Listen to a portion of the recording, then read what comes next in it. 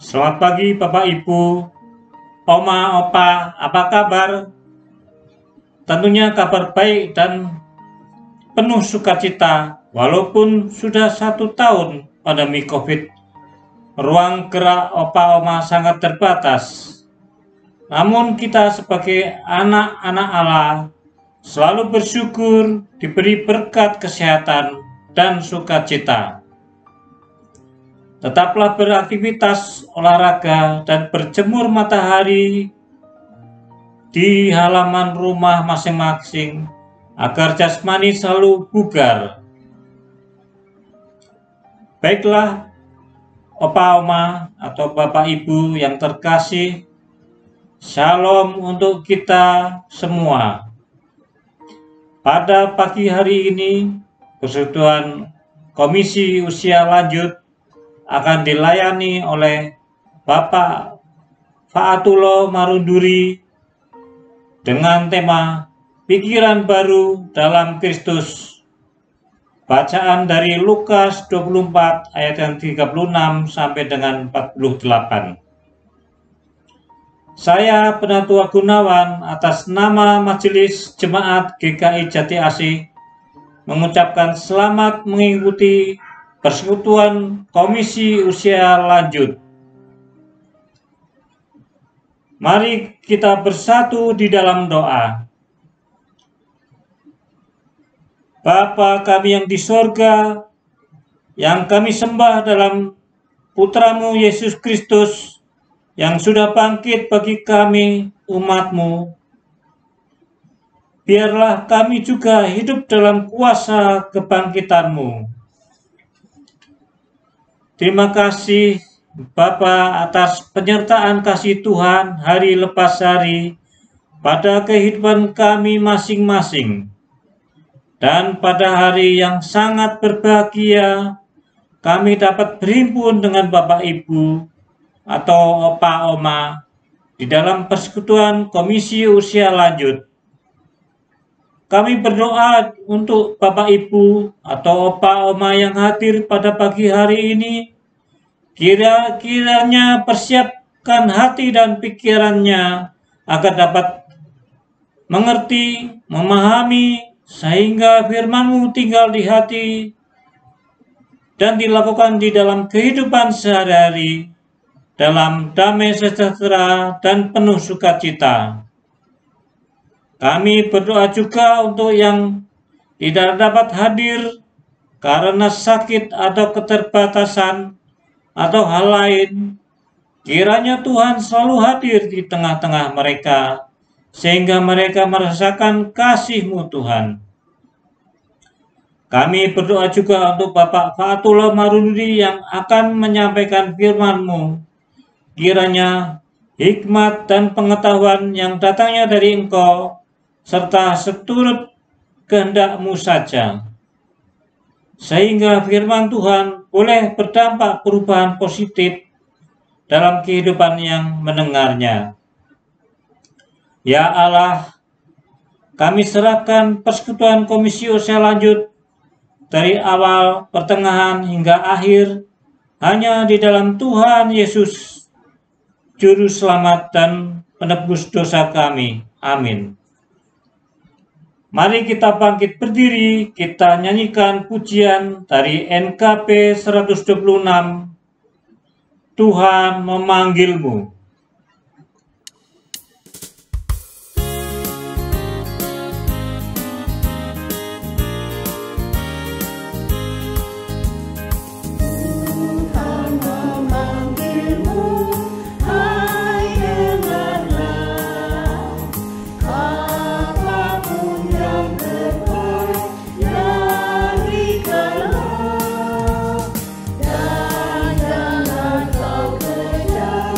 Oh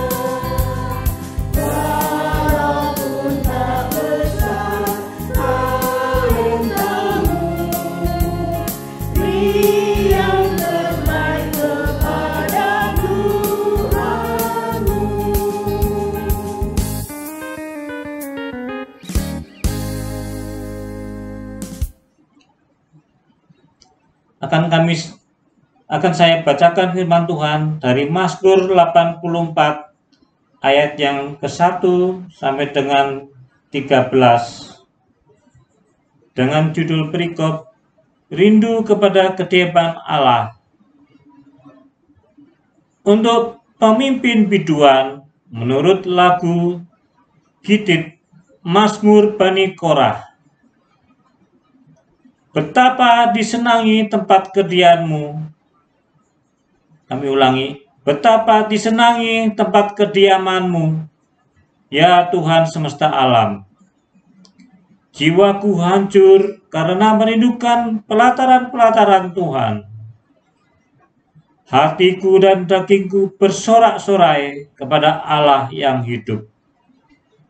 Bahkan burung pipit telah mendapat sebuah rumah, dan burung layang-layang sebuah sarang, tempat menaruh anak-anaknya. Pada mesbah-mesbahmu, ya Tuhan semesta alam, ya Rajaku dan Allahku, berbahagialah berbahagialah orang-orang yang diam di rumahmu, yang terus-menerus memuji-muji Engkau. Berbahagialah manusia yang kekuatannya di dalam Engkau, yang berhasrat mengadakan ziarah.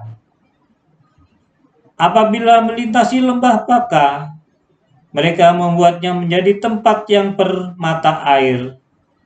Bahkan hujan pada awal musim menyelubunginya dengan berkat. Mereka berjalan makin lama makin kuat, hendak menghadap Allah di Sion. Ya Tuhan, Allah semesta alam, dengarkanlah doaku.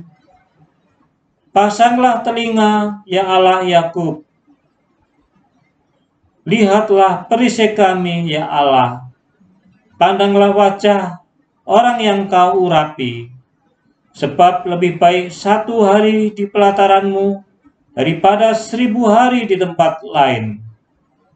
Lebih baik berdiri di ambang pintu rumah Allahku daripada diam di kemah-kemah orang fasik. Sebab Tuhan Allah adalah matahari dan perisai. Kasih dan kemuliaan Ia berikan. Ia tidak menahan kebaikan daripada orang yang hidup tidak bercela. Ya Tuhan semesta alam, berbahagialah manusia yang percaya kepadamu. Demikian firman Tuhan. Selamat pagi Bapak Ibu, Opa Oma yang terkasih dalam nama Tuhan kita Yesus Kristus. Senang berjumpa kembali di dalam kebaktian Komisi Usia Lanjut minggu ketiga, tepatnya tanggal 21 April 2021. Saya sangat berbahagia masih diberi kesempatan untuk menyampaikan kebenaran firman Tuhan sebagai pembawa firman di kebaktian pada pagi hari ini. Kiranya Bapak Ibu, Opa Oma pada hari ini boleh dalam keadaan sehat, bahagia, dan sukacita yang berasal dari Tuhan tentunya. Sebelum kita membaca Alkitab dan merenungkannya, dan saya menyampaikan kebenaran firman Tuhan, kita berdoa. Mari kita berdoa. Bapa yang kasih, Bapa yang kami kenal di dalam nama Tuhan kami Yesus Kristus, kami mengucap syukur atas penyertaan Tuhan dalam hidup dan kehidupan kami, sehingga pada pagi hari ini kami boleh merasakan sukacita yang berasal daripada Tuhan. Kami akan memulai kebaktian kami pada pagi hari ini.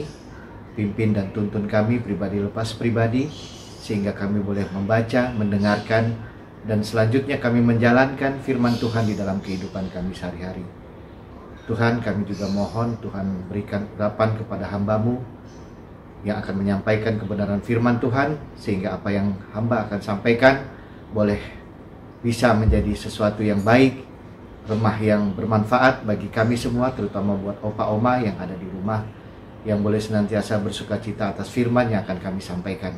Mampukan hamba-Mu ini Tuhan untuk menyampaikan kebenaran firman-Mu. Dalam nama Yesus kami telah berdoa dan mengucap syukur. Amin. Bapak Ibu, kita akan membuka dari Lukas 24 ayat 36 sampai 48. Kita membaca dari kitab Lukas 24 ayat 36 sampai 48. Saya bacakan, Bapak Ibu membaca sendiri di rumah, silakan, dan mendengarkan juga silakan. Lukas 24 ayat 36 sampai 48. Dan sementara mereka bercakap-cakap tentang hal-hal itu, Yesus tiba-tiba berdiri di tengah-tengah mereka dan berkata kepada mereka, "Damai sejahtera bagi kamu."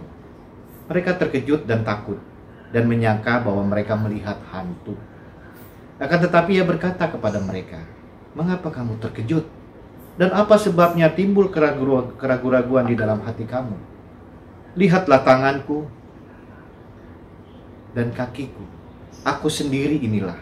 Rabalah aku dan lihatlah, karena hantu tidak ada daging dan tulang, seperti yang kamu lihat ada padaku."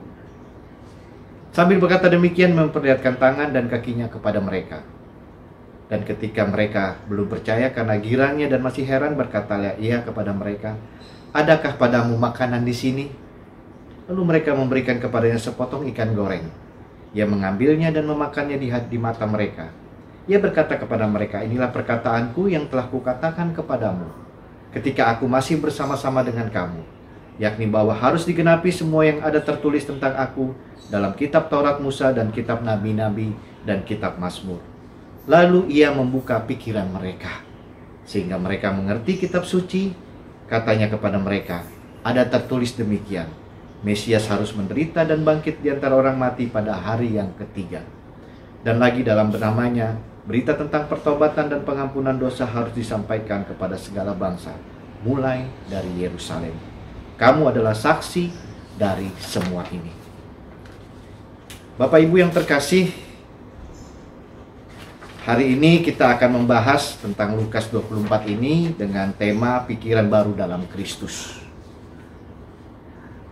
Di dalam kehidupan sehari-hari kita sering mendengar istilah, kalau saya lihat ini dari bahan yang saya dapatkan, sepertinya ini bahasa Jawa, karena yang pasti ini bukan bahasa Nias, seperti daerah tempat saya berasal. Ada istilah peteng atine, peteng pikire, peteng meripate. Istilah ini mengandung makna bahwa orang yang hatinya peteng.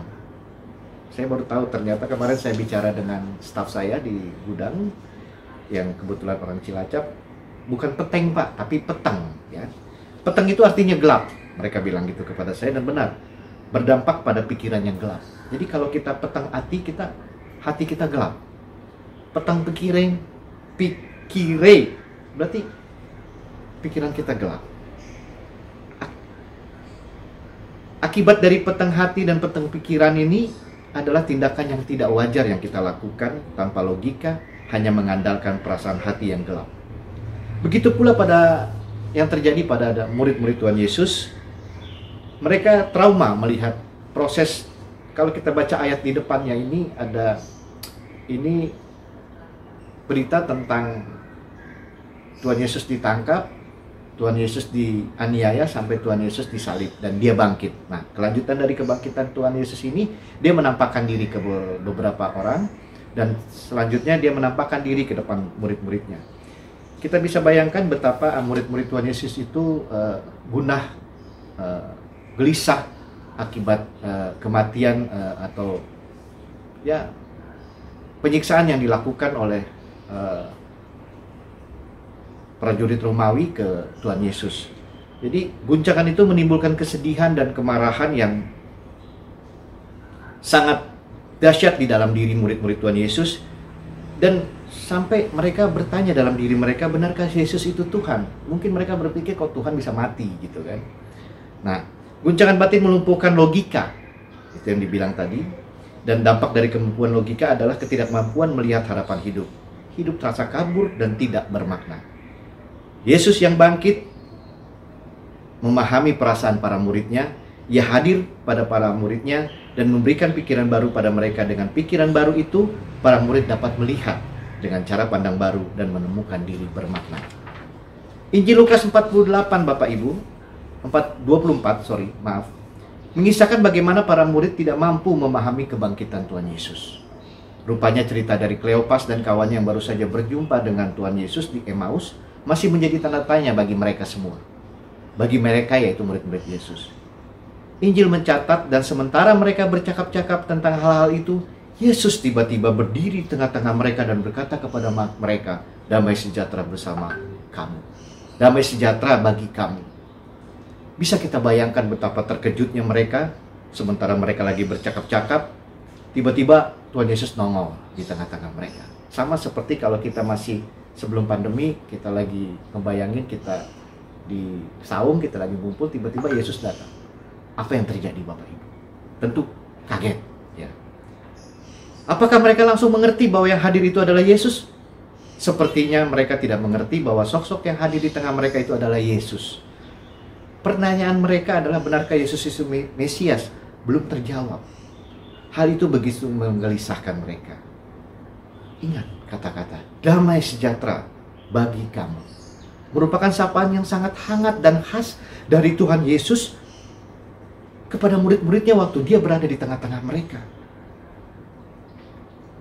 Yesus seolah menunjukkan kata-kata yang akrab didengar dalam kebersamaan mereka sehari-hari sebelum Yesus meninggal dan sebelum Yesus disalib.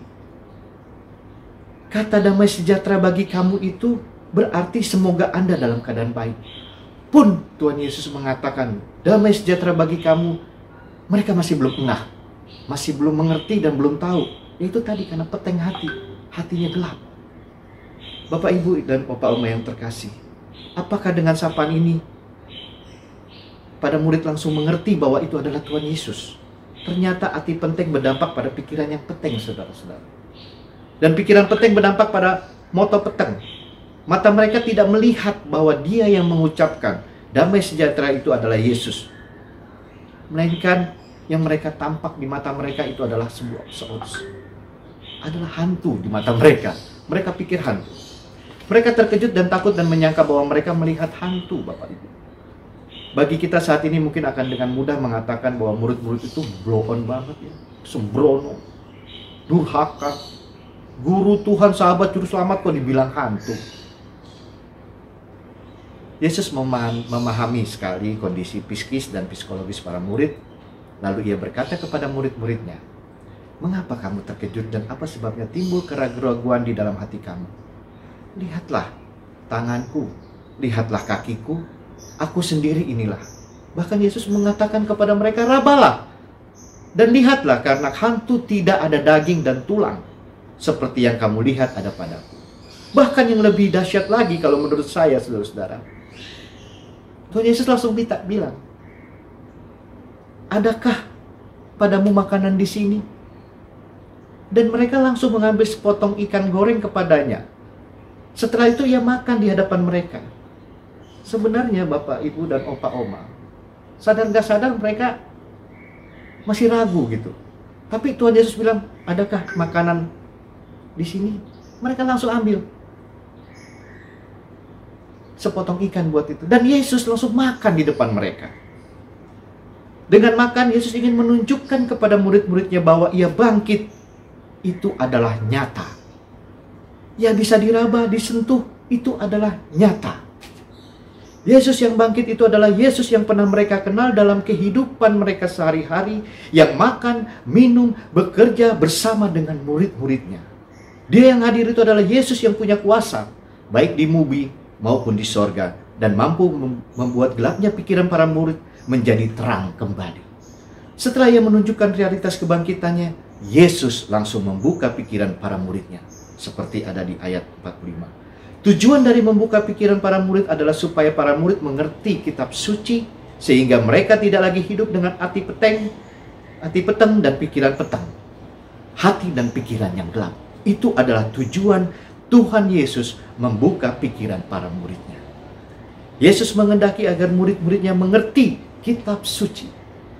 Yesus yang dimaksud dengan mengerti kitab suci adalah memahami isi Nubuat yang disampaikan dari kitab suci Perjanjian Lama mengenai dirinya. Seperti yang ada ditulis di dalam Lukas 24 ayat 46. Mesias harus menderita dan bangkit di antara orang mati pada hari yang ketiga. Ia menjadi Mesias, Tuhan yang benar melalui penderitaan dan kebangkitan. Maka dari itu pada ayat 47 para murid diminta meluruskan pendapat orang mengenai dia. Yesus yang disalib dan bangkit adalah Tuhan, Tuhan kita, Juru Selamat dunia. Pikiran murid-murid kini telah diterangi oleh Roh Kudus. Mengerti kitab suci Bapak Ibu, sehingga mereka mengerti maksud Allah setelah Tuhan membuka pikirannya. Setelah pikiran para murid diterangi Allah dan memahami siapa Yesus mulai dari Yerusalem. Mengapa dari Yerusalem, Bapak Ibu? Hal ini menarik untuk dihayati. Di Yerusalem Yesus ditangkap, dianiaya, disalibkan, dan mati. Peristiwa itu dilihat oleh murid-murid Tuhan Yesus. Dengan melihat peristiwa itu, melihat peristiwa kekerasan, bisa jadi para murid mengalami pengalaman traumatis dan juga bisa jadi menyimpan amarah serta dendam. Pemberitaan Injil dimulai dari Yerusalem mengandung maksud supaya para murid mulai membangun kembali relasi dengan orang-orang yang memusuhi Yesus. Mereka harus diampuni. Dengan mengampuni, setiap korban akan mendapat peneguhan bagi dirinya. Bagi pelaku kejahatan, pengampunan yang diberikan kepadanya menjadi penyadaran diri. Yesus mengingatkan kita di sini Bapak Ibu dan umat sekalian, bahwa kita harus senantiasa dalam hidup kita juga belajar untuk mengampuni untuk orang-orang yang pernah menyakiti hati kita. Yesus yang sama, yaitu dia yang mati dan bangkit, menjumpai para muridnya untuk menunjukkan realitas kebangkitannya. Dia yang pada waktu itu menjumpai para muridnya, dia yang menyapa kita pada saat ini adalah sama. Melalui firman-Nya, saat ini dia juga menyapa kita. Sama seperti dia yang telah menampakkan diri kepada murid-muridnya 2000 tahun yang lalu. Kebangkitannya membuat kita semakin meyakini bahwa dia adalah Allah yang tidak dikalahkan oleh kuasa maut. Ia Allah yang menang. Allah yang menang itu membuka pikiran kita supaya tidak terhanyut dalam sikap hati peteng, pikiran peteng, akibat mengalami berbagai peristiwa-peristiwa tertentu yang membuat kita terpuruk, gagal, sepi, dan tidak berdaya. Ia hadir menyapa kita dengan menyatakan damai sejahtera. Dengan menerima pikiran baru dari Kristus, Bapak Ibu dan Oma yang terkasih, kita diharapkan memiliki cara pandang yang baru di dalam Kristus. Cara pandang baru itu adalah menerima realitas hidup kita. Realitas itu harus kita hadapi. Kenyataan hidup yang saat ini kita hadapi harus kita benar-benar kuatkan di iman kita untuk tetap berpegang teguh pada iman dan percaya pada Tuhan Yesus. Jangan kita pernah menghindar dari realitas atau kenyataan, bahkan di saat sekarang ini. Supaya berani menghadapi realitas, gunakan cara pikiran yang baru, yang berasal dari Kristus. Saat ini Bapak Ibu, kita masih dalam masa pandemi Corona. Dan puji Tuhan, kalau kita lihat pemberitaan di TV, walaupun suspek bertambah, tetapi tingkat penyembuhan yang Tuhan berkati melalui para dokter dan para medis dan obat yang ada di Republik ini, tingkat kesembuhannya semakin meningkat. Dan kita bersyukur bahwa sebagian dari opa-oma yang hadir di dalam kebaktian secara online ini sudah merasakan suntikan vaksinasi yang diberikan oleh pemerintah. Untuk itu kita bersyukur. Semoga opa-oma juga boleh tetap kuat, tetap yakin dan percaya. Di tengah pandemik ini, Tuhan tetap beserta kita. Tuhan tetap melindungi kita. Tuhan senantiasa menjaga kita. Pikiran baru itu adalah damai sejahtera. Ingat Bapak Ibu, Pak Oma, pikiran baru yang Tuhan berikan melalui firman-Nya pada pagi hari ini adalah damai sejahtera dan kemampuan berpikir positif terhadap kehidupan saat ini sampai Maranatha. Tuhan memberkati kita. Amin.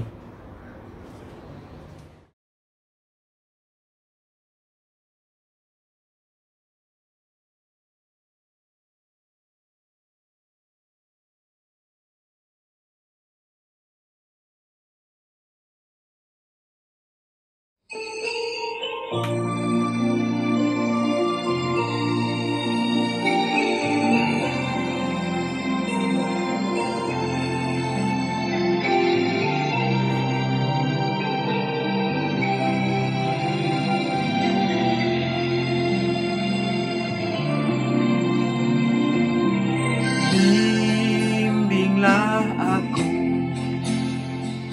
ya Yesus, di sepanjang jalan hidupku.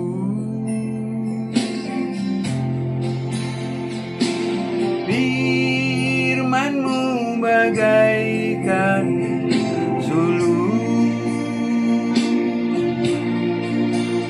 agar ku tak sesat di jalan. Dengan Yesus di sisiku, dengan Yesus membimbingku, dengan Yesus menopangku, ku tak jatuh.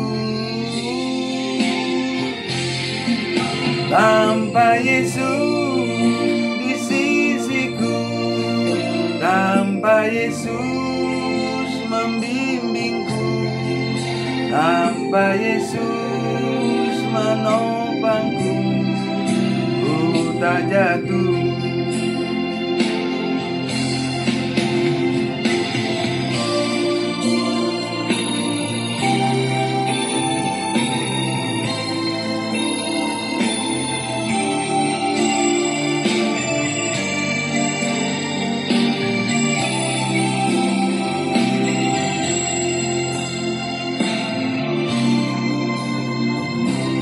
Bimbinglah aku, ya Yesus,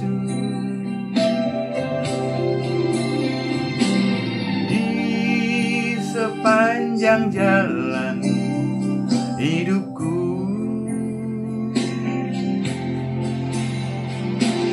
Firman-Mu bagaikan suluh,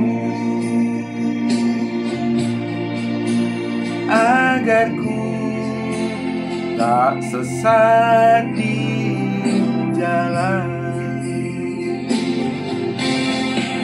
Dengan Yesus di sisiku, dengan Yesus membimbingku, dengan Yesus menopangku, ku tak jatuh.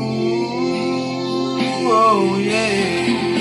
Tanpa Yesus di sisiku, tanpa Yesus membimbingku, tanpa Yesus menopangku, ku tak jatuh. Tanpa Yesus menopangku, ku tak jatuh.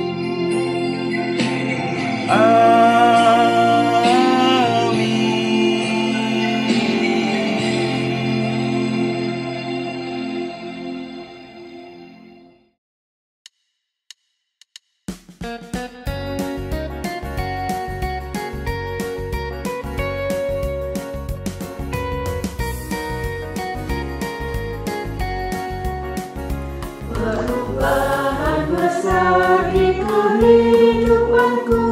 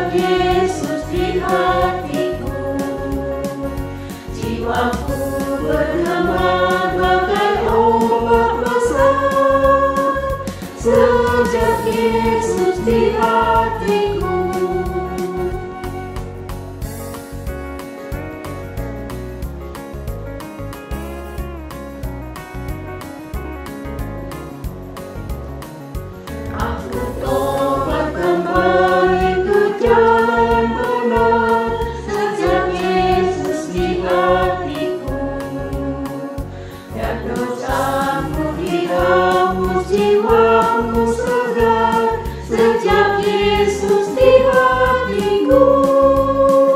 Sejak Yesus di hatiku. Sejak Yesus di hatiku.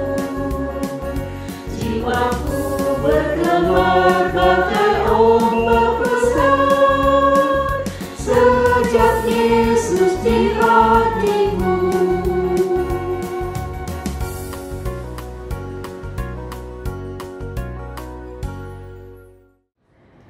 Kita akan memasuki doa syafaat kita, dan nanti kita akhiri dengan doa Bapa kami. Mari kita bersatu dalam doa. Bapa yang baik, Bapa yang berkuasa atas hidup dan kehidupan kami, Bapa yang kami kenal di dalam nama Tuhan kami Yesus Kristus. Kami mengucap syukur Tuhan atas penyertaan Tuhan di dalam hidup dan kehidupan kami, khususnya buat opa oma yang saat ini mendengarkan firman Tuhan secara online. Bapa di sorga, kami mengucap syukur dan berterima kasih sungguh atas vaksinasi yang boleh terjadi dan dialami dan dilakukan oleh sebagian dari opa oma anggota Komisi Usia Lanjut GKI Jati Asih. Dari beberapa media sosial kami melihat dan kami mendengar dari kabar-kabar bahwa banyak sekali opa oma dari Komisi Usia Lanjut yang sudah melakukan vaksinasi tahap pertama dan beberapa juga tahap kedua. Terima kasih untuk itu, dan kiranya dengan vaksinasi ini opa oma yang kami sayangi dan kami cintai boleh senantiasa dikuatkan dan menjadi imun yang tubuh yang sempurna bagi opa oma menghadapi situasi bencana corona saat ini. Kami mau serahkan hidup dan kehidupan opa oma yang terkasih ke dalam tangan pengasihan Tuhan. Bagi yang sakit Tuhan jamah, dan Tuhan kuatkan, sembuhkan seturut dengan kehendak-Mu Tuhan. Bagi kami yang sehat, kiranya kami juga boleh senantiasa mensyukuri kesehatan yang kami dapatkan. Bapa di sorga, hari-hari ke depan mungkin gelap, tetapi dengan iman percaya bahwa damai sejahtera Tuhan melalui pikiran yang Tuhan berikan kepada kami akan menghadapi itu semua dengan kekuatan yang berasal dari Tuhan.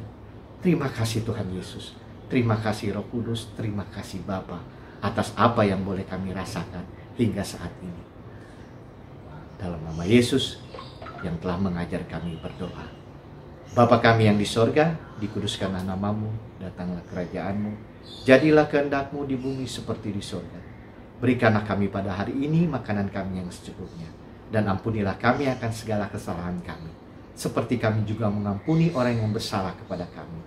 Janganlah bawa kami ke dalam pencobaan, tetapi lepaskanlah kami daripada yang jahat.